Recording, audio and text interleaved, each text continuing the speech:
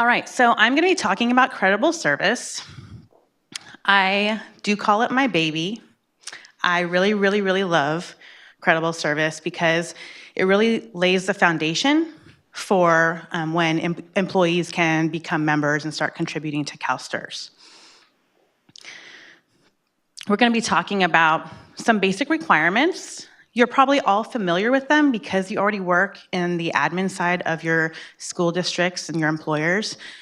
But we'll just let you know what the law is saying as far as the kind of the first little prerequisite type thing to be considered a Creditable Service position.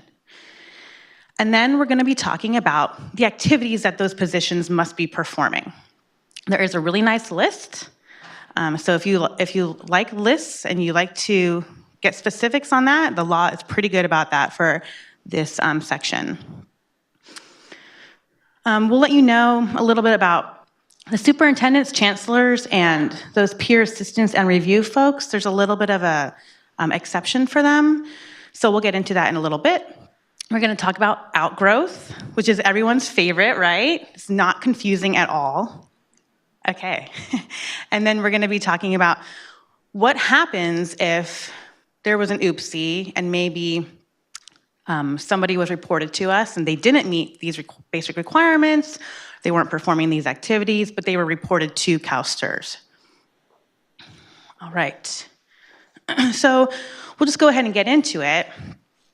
The very first part of Creditable Service is that, of course, someone must be employed by an employer. Is there anyone here that is not an employer? Okay, you are all in the right room. Thank you. So I think we all pretty much have an understanding what an employer is. That's going to be those K through 12 school districts, County Office of Education, the state, any of these like political subdivisions, charter schools, of course. We have our charter school over here to the right, to my right. So you're probably all pretty familiar. We just want to point out, though, that for active membership, employer is not going to include independent contractor or third party. Okay? You'll learn there's a little exception to the independent contractors, which you'll find out in the next module that we're talking about. But for active membership, it's not going to be coming to us. Okay?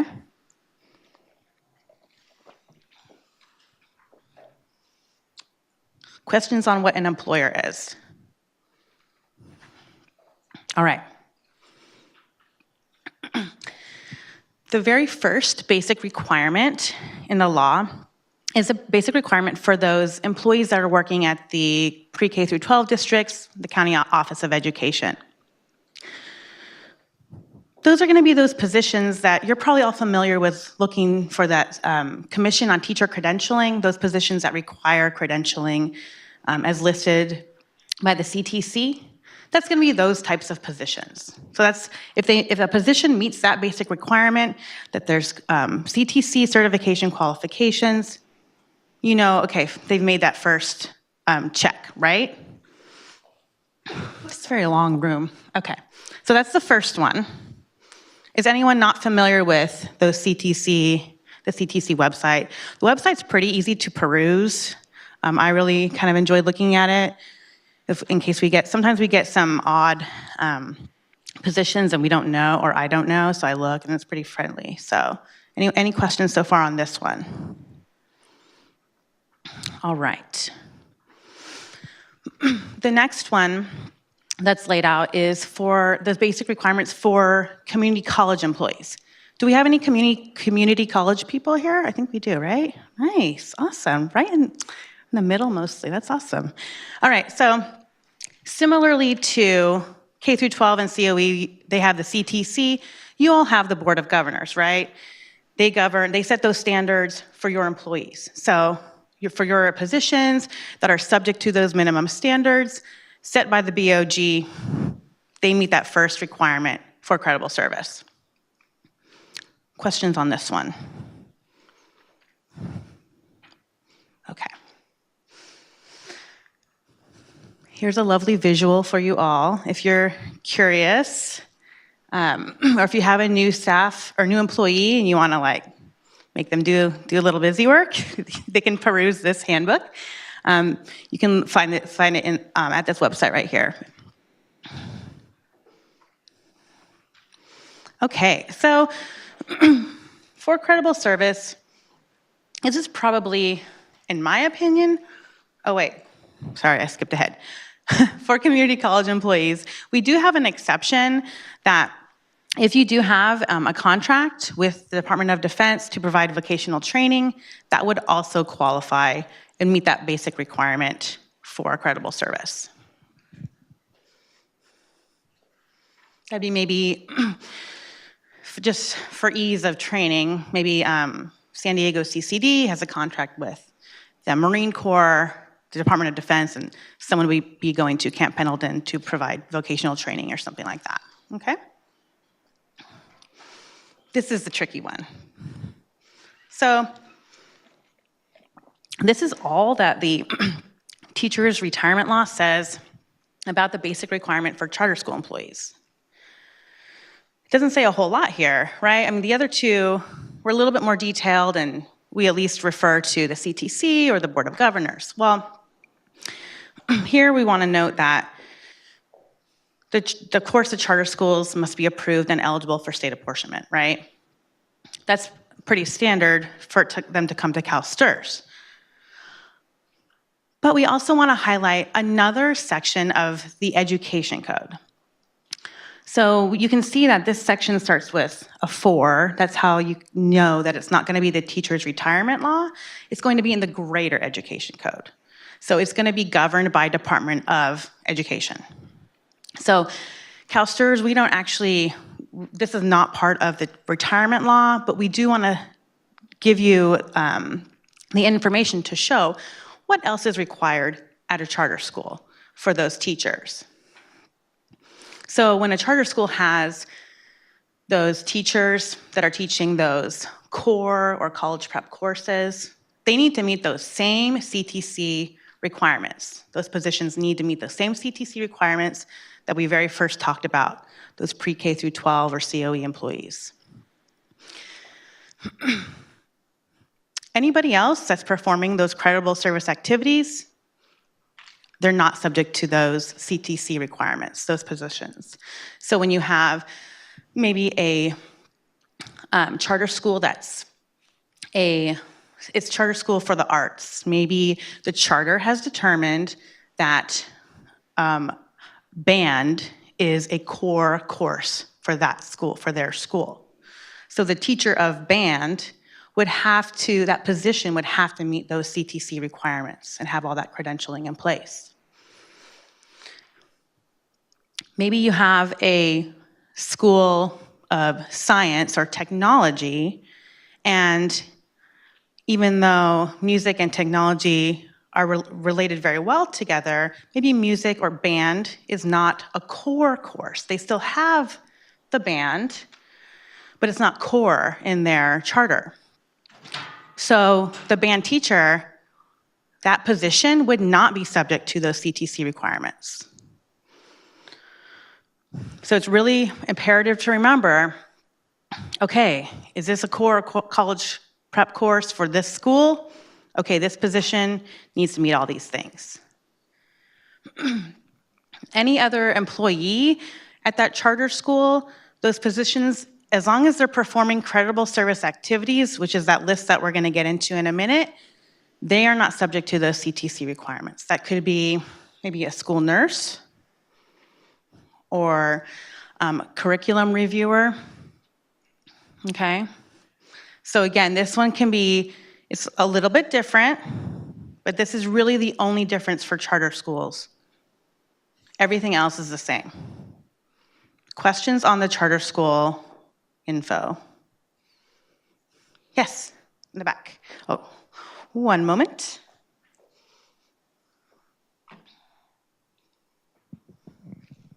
So I just want to make sure I'm understanding this correctly. Then those non-core classes, since they're not subject to the CTC, does that mean they're not STRS credible positions, or because the charter schools it just says they need to be working for the charter, they would still be credible. As long as they're performing those activities, they would still be creditable. Okay, it's just they don't fall under the CTC part. Exactly. Well. Okay. Yep. Thank you. Yeah, sure. Other questions before we move on to the activities? Okay. So this is where it gets kind of fun, right? This is all the stuff that you are familiar with seeing at the districts and the COEs, charter schools. This is all the stuff that the employees there are doing, right? The very first one in the list in the education code is probably the more common position that we think of when we think of a school, right? That's going to be those teachers, the work of those teachers, people that are instructing, the professors, those people that are in the classroom telling the students what they're going to be learning, all the stuff, all the knowledge that they're going to be taking away. It does include, of course, adult education, regional occupational program, and that child care pre-K. All right. So the next one is going to be those educational counseling positions. These are these positions that are also going to be working with those students, guiding them about their educational career, right? Where they're going to be going in school, what kind of grades they need to be making, what grade to put them in, that type of thing. So that's this type of counseling position, those like educational counselors. Question on counseling. Okay. So those first two, I like to think of conceptually, I like thinking in concepts. So the first two are, I'm envisioning those employees that are working one-on-one with the students, right? They're in the classroom or in their counseling office talking to the students face-to-face and helping them in their career and with their knowledge. So now I think of, okay, this is those people that are kind of in the office maybe, or maybe at the COE, maybe they're not working directly with the students, but the work that they're doing is directly impacting the students, right? Because they're gonna be planning or researching what the students are gonna be learning, right? So this is gonna be that curriculum type folks that are looking at what they're going to be putting in the classrooms for those students to learn. This has to be, of course, for use in California public schools, okay? One time there was a question in a training, well, what if I have an employee, and I think it was a charter school, because there are charter schools that are kind of, that can be nationwide, and they had an employee working in California, but they were doing this curriculum review, reviewing courses of study in Tennessee. So that would not be acceptable, right? That person would not be coming to CalSTRS because the programs that they're reviewing, they need to impact our California students, right? Yes.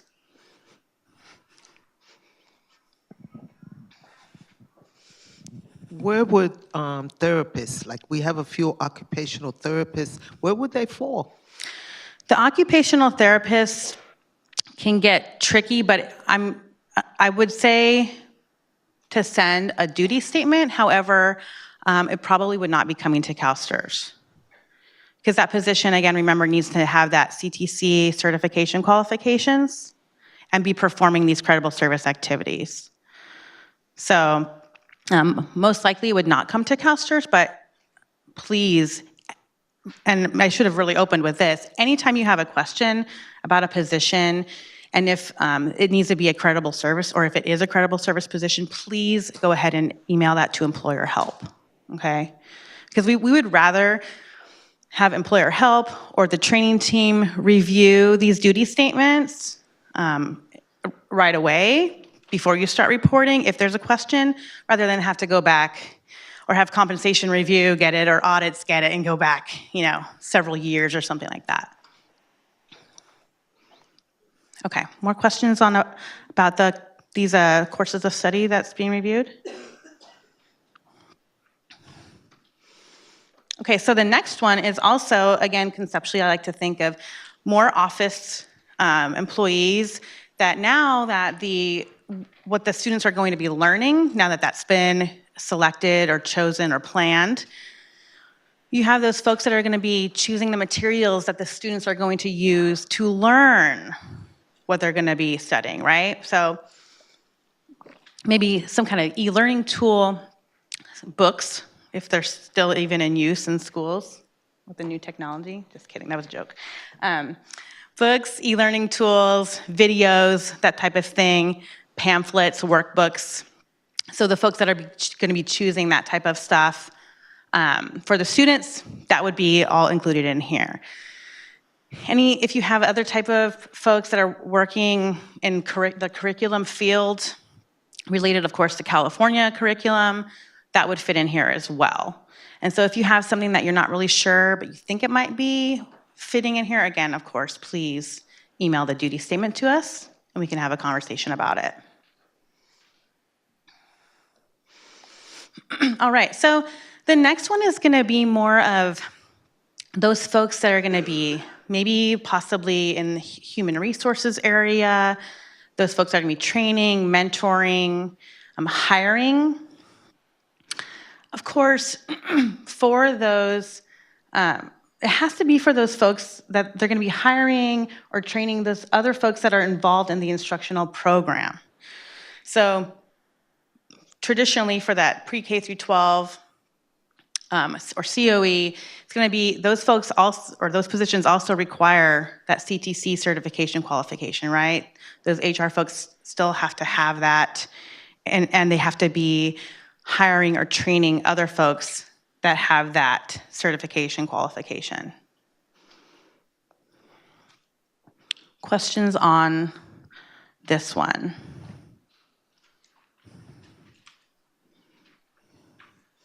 Okay. If you ever want to do a go back, we totally can too, just let me know.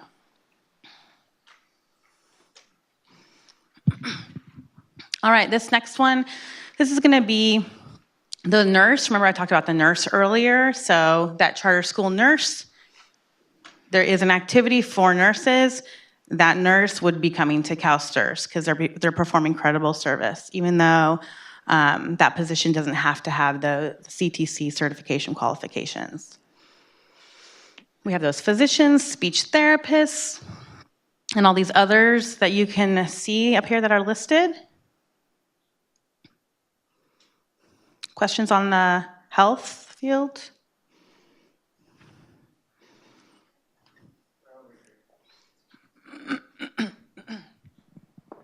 Yes. So at a charter school, we talked about like nurses or maybe counselors, they don't have to have the CTC requirements. What if they had an aide helping them? Would they qualify for CalSTRS? It depends on what the aide is doing. I would say probably the activities would not be as specific as what's included in this list. Okay. But please send us the duty statement and we can give you a formal response about that. Okay. But I would say they're probably doing some site or some more like office type work, or they wouldn't be directly impacting that in the instructional program. So. Okay, because they were more like supporting the counselor, supporting the nurse, as Right. opposed to supporting the students. Exactly, yeah. Okay, thank you. Sure.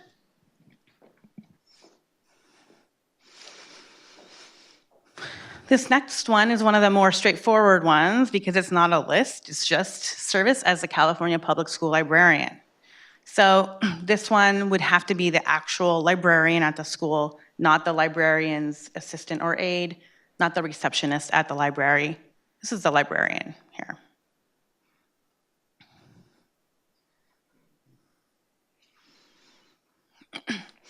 This one, it's a little bit more interesting.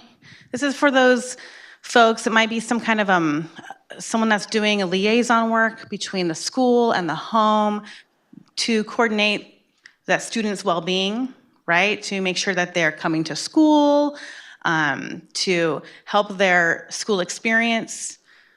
So this would be somebody that would fit under there. It's a little bit not quite as black and white with this one.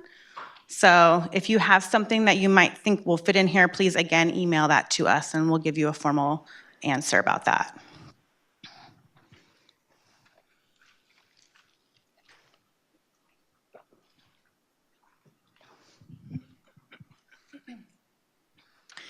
So we've talked about those positions in that list, the teachers, the counselors, curriculum planning and selection of materials and so on and so forth.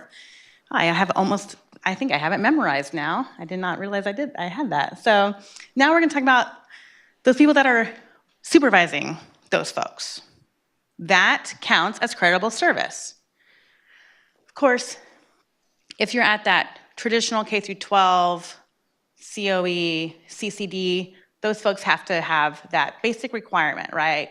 The position has to require the CTC certification qualifications or meet those minimum standards set by the BOG, the Board of Governors.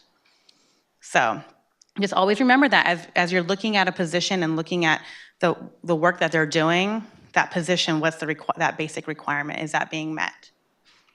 So the bosses of those folks that we talked about, most of them are probably going to come here too. Okay.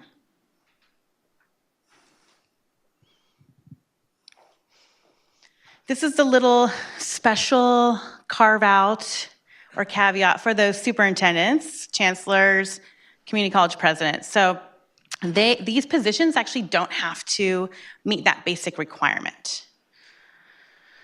That very first basic requirement, remember, that was the CTC certification qualifications, minimum standards by the Board of Governors. That does not have to be met for these positions. The nature of their work would bring them to CalSTRS. They do have to be performing, of course, those activities that we talked about, right? And I would say, for the most part, they're at least gonna be supervising folks, right, that are doing those activities. And that was the last one we went over. So they are supervisors. They're the highest supervisor, but so they would, as long as they're performing one of those activities in that list, they would just automatically come to us.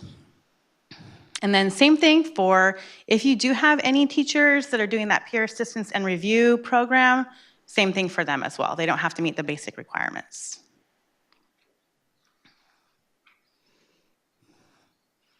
Okay, I think Outgrowth, that's next. Okay, so anything else, any other go backs or anything about the list of activities? All right. Outgrowth. So for Outgrowth, we want to think of it, again, conceptually, as somebody that's going to be performing a credible service activity that we talked about, that list that we talked about. And then they want to do something else at the school. And the something else that they're doing is really enhancing the students' experience at the school, right? It's keeping them engaged. It's getting them excited about school, keeping their grades up, right? Maybe there's a program. Football coaching is probably the easiest example, right? Pretty common. That football program, if the students want to play football, they got to keep their grades up, right? Maybe a C or a B average. So when you have someone that's maybe a science teacher, he's a teacher meets basic requirements, he's doing those activities because he's teaching. He wants to be the football coach at the same school that he's teaching at. He can do that, and that would actually be considered a credible service activity. So what the law is saying here is that by nature of the activity, there is no credential for a football coach, right? CTC doesn't have that. So activity is not going to require a credential because there isn't one, right?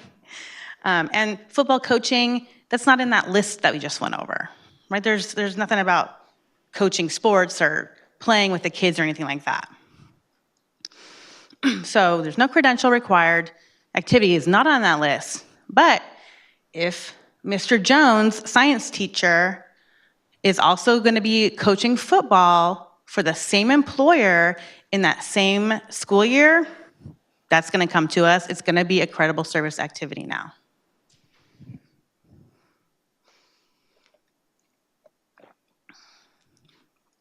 Other examples might be yearbook advisor, poetry club advisor. Again, think about the fact that they're enhancing the student's educational program, their experience at school. That's, again, kind of that concept, and there is no credential for that activity, right? The activity isn't in that list. As long as they're performing it for the same employer in the same school year, we want to see it. It's now creditable service activity. Okay? Questions on Outgrowth? Yes, we have a question in the back.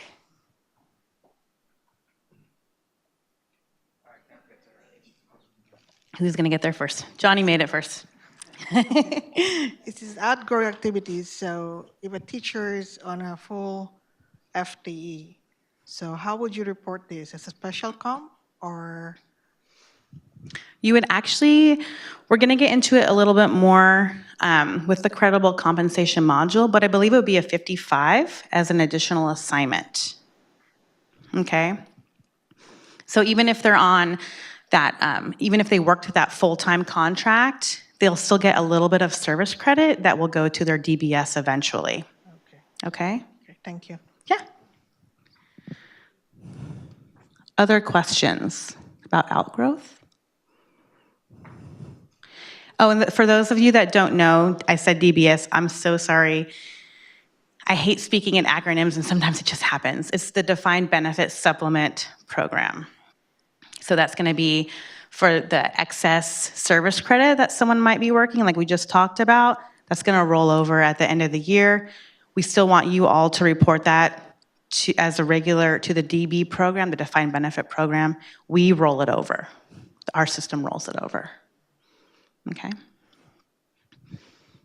More questions on, yes? Oh, sorry. I've been told that it's, and you said it once, but only once, is that the teacher is coaching at the same school or same school district? It's at the district level. So it'd be, my daughter goes to Del Campo, so San Juan Unified School District, as long as they're at maybe their teacher at Del Campo, and then they're doing coaching at Rio Americano, which is the same school district, then it would still, the coaching at Rio would still count. Okay, and because I still be thought reported. I've heard before, a year or two ago, when it was only at the same school. Same employer. Employer. Employer is at the district level for us, yeah.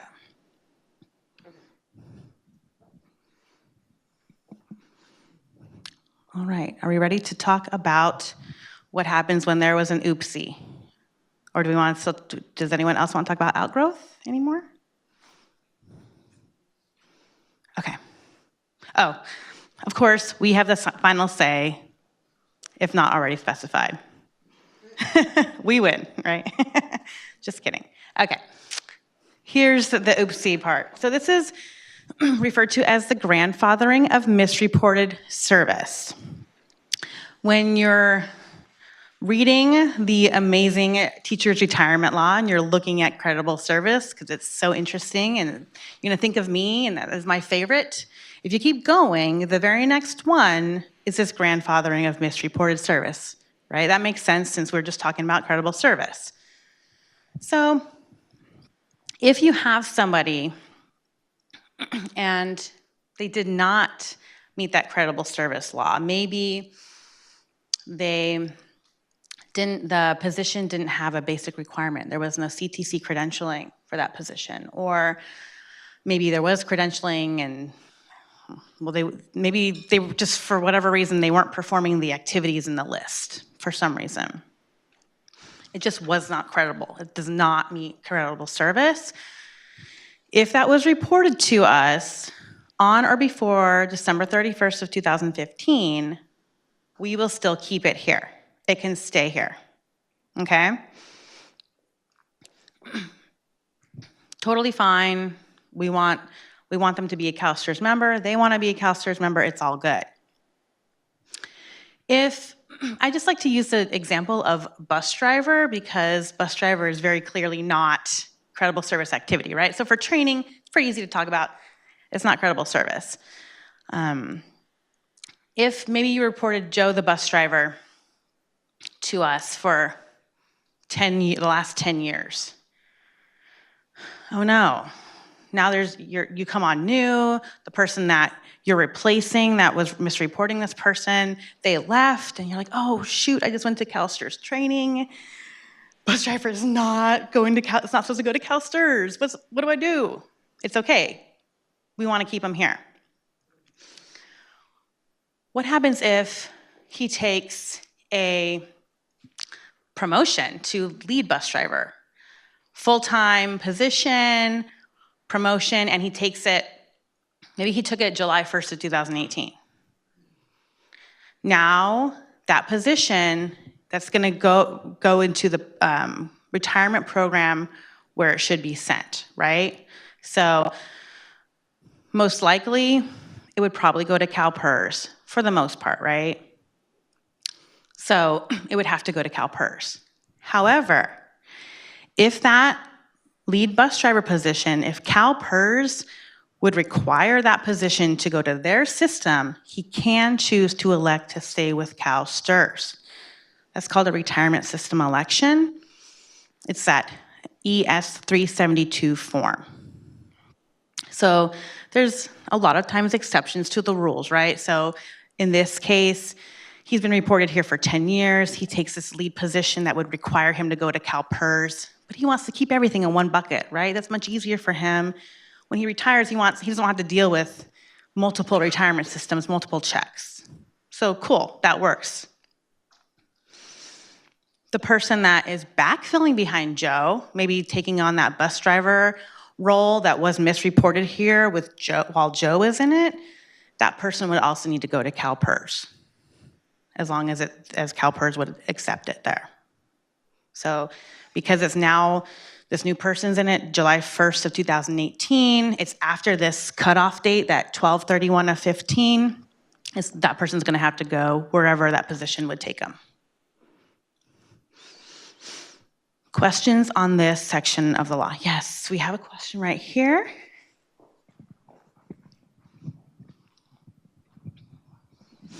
So can you re-explain how the elective part comes up for if CalPERS says they must go to their system? Because it gets confusing. It really, really does. It's definitely a little bit of a more confusing topic to talk about. I actually just trained on this with our new employees a week or two ago, so it's very fresh in my mind. So when you have a CalSTRS member that's taking a position that would require them to leave CalSTRS, it's not going to be a CalSTRS position, so it's going to be maybe lovingly referred to as a classified position for our school folks, right? Yes. Okay, you all know classified. So it's a classified position that would require them to go to CalPERS, we'll just say, just for ease of training, right? Probably the more common place for them to go. If they're a CalSTRS member and a position is taking them outside of CalSTRS, they can elect to stay in CalSTRS. There's the Employer Services, the ES 372 form that they would fill out to elect that. So it's up to you. You need to be looking and seeing like, oh shoot, this is already a CalSTRS member. Is this position gonna go to CalSTRS, or is it gonna take them outside of CalSTRS? If the new position would make them leave CalSTRS, you have to give them this form. So it is kind of up to you to know that law. And again, it can be very tricky to wrap your mind around, for sure. We have another question over here. Does the employee have to be vested? If they're a CalSTRS member, they do not have to be vested.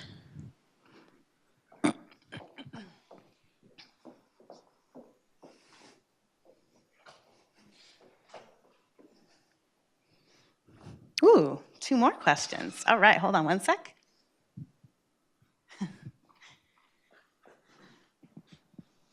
So to kind of go on top of what you said, not being vested for CalSTRS.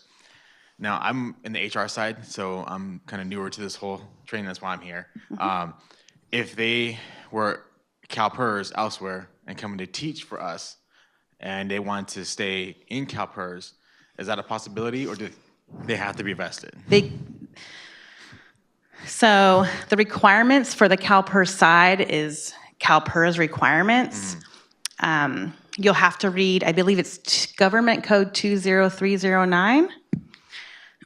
They have the requirements to determine if they will allow someone to stay with them. So if it's a CalPERS person, they're taking a CalSTRS job, it's that credible service activity, meets the basic requirements, that would typically kick them over here. Okay. We would determine if that position is credible service or not. So we would help you in that aspect of it. But all the other stuff about if CalPERS will let them stay, that's going to be in the CalPERS government code. Okay. So you'll have to look at that for that. That it can happen. It's just they have a little bit more requirements on their end. Okay, yeah, because I deal with a lot of adjuncts, like part-time faculty, and so Okay. we do get people that are CalPERS from the state or whatever, and they're coming to teach for us part-time, and they want to stay in their CalPERS, and I've always gotten kind of different direction on it. Right. So the thing that's tricky is that you have to remember that the position has to require membership in the other system for them to be able to stay with their original. So for temporary or adjunct folks at a CCD, if they've never been a CalSTRS member, that would not mandate them to come to for CalSTRS membership. Okay. So if they were a CalSTRS member before, and then they were, let's see, they were a professor, they came to CalSTRS. Then they went to maybe something more admin at the CCD, and they went to CalPERS. Maybe they were only a professor for a year at CalSTRS. They've been at CalPERS for 10 years, and now they want to kind of get back into the classroom, right? Mm-hmm. So they're taking that temporary position. Mm-hmm. Well, that temporary position would mandate membership here because they were already a CalSTRS member, which means that you would give them that form to see if they want to elect to stay with CalPERS. Okay. See, that makes sense, and that's why I'm here, because we have a lot of confusion over there, so thank you. Yeah, the position has to require membership on both, and that's on both sides of the river, because that's CalPERS is on the other side of the river, is that the position has to require membership for them to get to elect to stay in the one that they're getting kicked out of, if you will. Okay? All right. Oh, that was fun. Oh, and one over here. Oh, sorry. Oh, go ahead. So basically, it's not exactly like what he said. So I have a new person coming in, and she was a PERS member, but she does not have the 5 years. So technically, she would be a qualifying member in STRS, but I've got this 372, and I have to wait to decide to determine if she gets to stay in PERS, or do I make her a qualifying?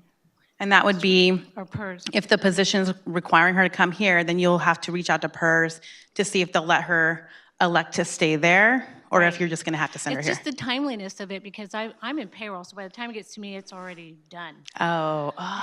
Yeah. So Shoot. now she's already a non-STRS member. Okay. In the system. Okay. So I get to wait to see what's going to be her retirement record. And they do have, the employee has 60 days to decide what they want to do with that election. If they want to elect to stay, or if they're cool with leaving, they have 60 days. And then you have 60 days to give it to us. So it could be a 120-day delay, right? Right, and then who am I going to report to? She's getting paid. So depending on what happens with the election, let's say just for ease of training, she's CalPERS, she takes a teaching job that would normally come to CalSTRS, right? Creditable Service. She wants to, or she's debating on if she's going to elect to stay with CalPERS. Let's say CalPERS says it's okay, so she elects to stay with CalPERS. She turns in the form to you on the 59th day. Okay, well, she still made it within that time frame. Cool. It's within that 60-day mark. Maybe it gets lost on someone's desk or in the mail or something, and it comes to us on the 119th day. Okay, it's all within the time frame. We got it. Cool. But it's probably been reported to CalSTRS. Let's just say it was reported to CalSTRS this entire 4 months-ish. Well, what's going to happen is the CalSTRS reporting, if she chose to stay in CalPERS and it all worked out, the CalSTRS reporting will have to be backed out and then re-reported to CalPERS, and vice versa too. And then I get a penalty. Well, on the CalSTRS side, so the penalties and interest, all that jazz, that's automatically generated by the system that we use, right? Based on the date of when it comes in, when it was originally reported, that type of thing. So for this retirement system election, if that happens and you have to make all these changes, there is a dispute that you can use to avoid this penalty and interest, and it would be waived. So it's going to be automatically assessed, but you can go back in there and dispute it, and then someone will go in and approve it. Okay? So never fear. We've worked that part out because that is because it is in the law. I don't remember the name of the exact dispute. Does anyone over here know the name of the dispute? It's something about the law. Yeah, a working of a state or federal law, because it's in law that they can do this and they have all these time frames, then that would be the dispute you would use. Oh, yeah, Megan wants to chime in. Going back to Outgrowth. Okay. Going back to Outgrowth. When you were talking about a bus driver and it was paid into STRS, I think you were saying that incorrectly. Right. So I'm just wondering what the distinction is for Outgrowth, because it doesn't require a CTC, any sort of credential, but there's kind of a fine line there, because you could have dual retirement. You could have a teacher who maybe works half days and in the afternoon is a bus driver. Well, the bus driver would go to PERS and the teaching would go to STRS. So where's that fine line of what's Outgrowth? It's Because really that wouldn't be Outgrowth, that bus driver. right, and it really is. Let me go back a slide here. You want to remember that it's the outgrowth of the instructional and guidance program.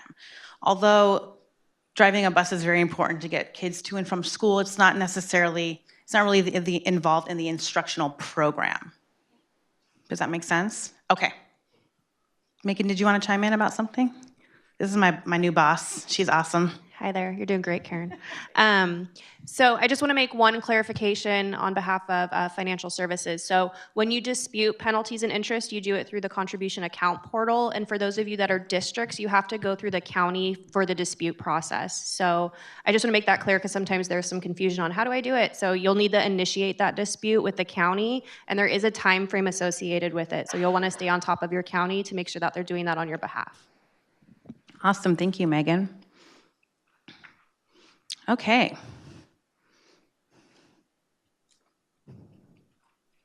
All right. What else do we have before we get to our awesome activity? Yes, over here.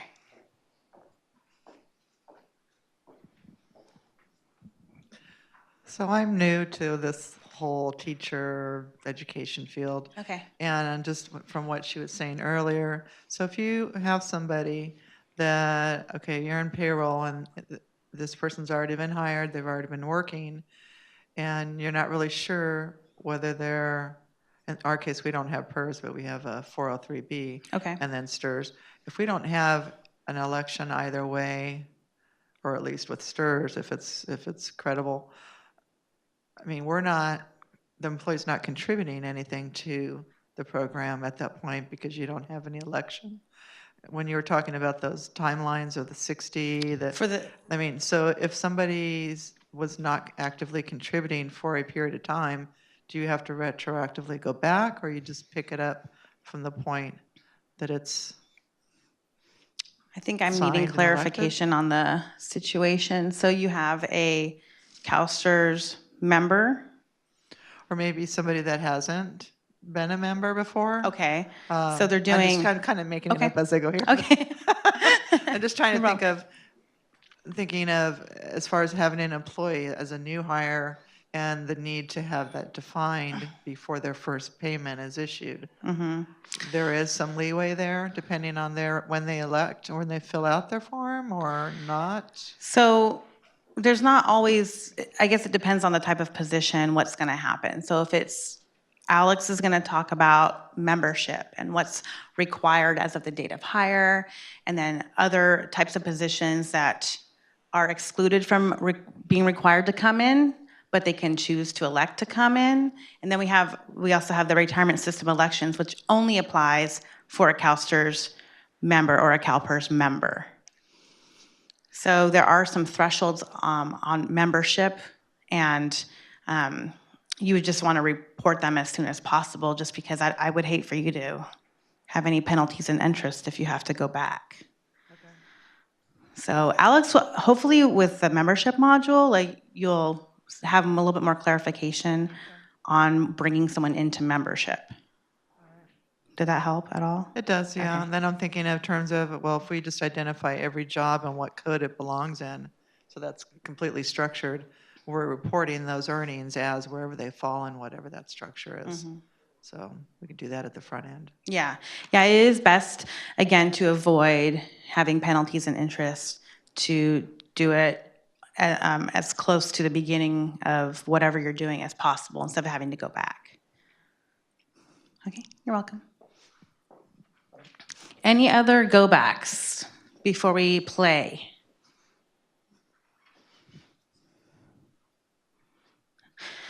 Okay, so real quick, just a little refresher before we get into our game.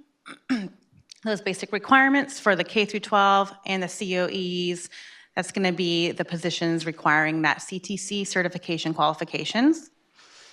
For the community college districts, those positions are subject to those minimum standards set forth by the BOG, or the Board of Governors.